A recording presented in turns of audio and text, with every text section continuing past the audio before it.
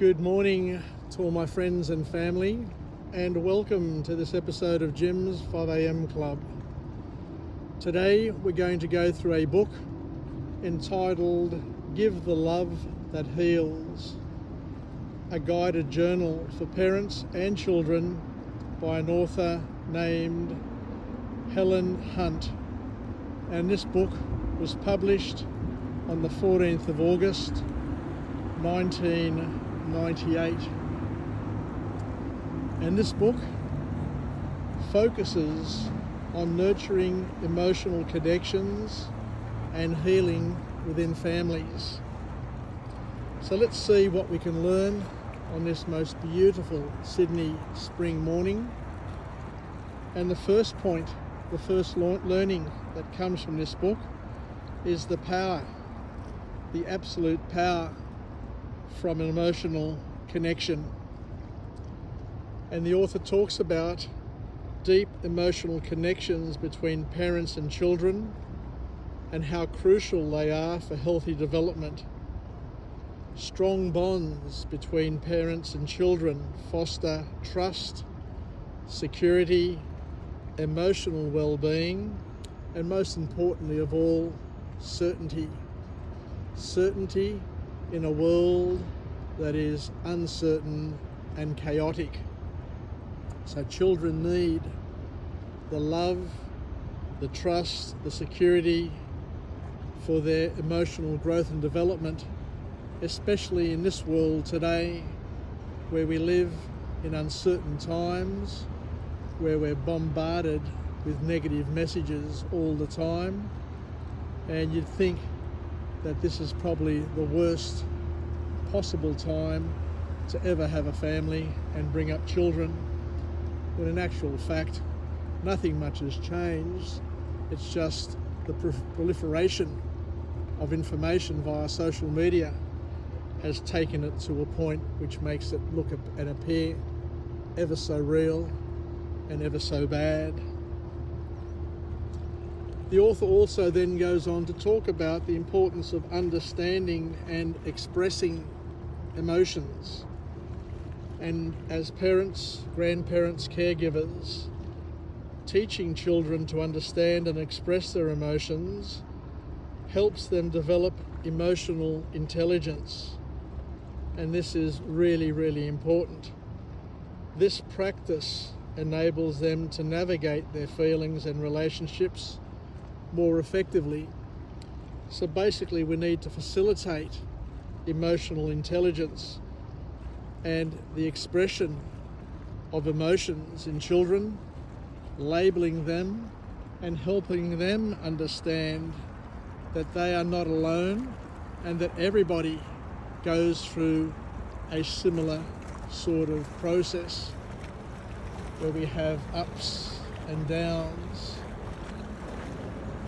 from day to day, and that life is variable and we just need to accept it, use it, leverage it, and move on. The importance of empathy is another key learning, because empathy is vital for healthy relationships, and we need to look at our own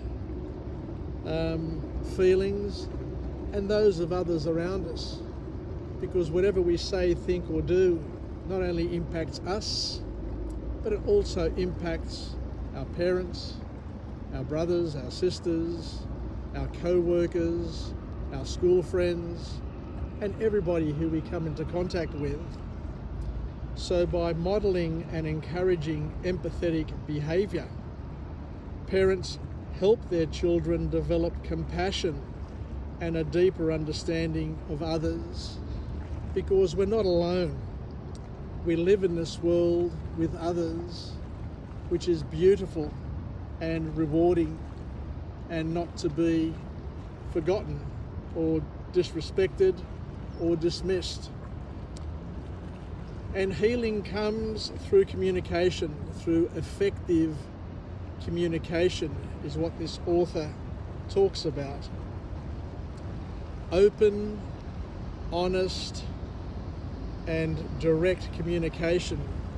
Just let me get a couple of photos here.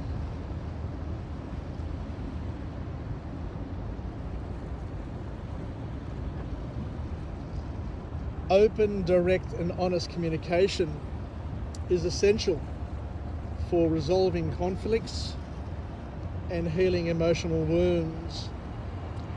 And as parents, as caregivers, as leaders, we need to encourage dialogue to help address issues and strengthen relationships.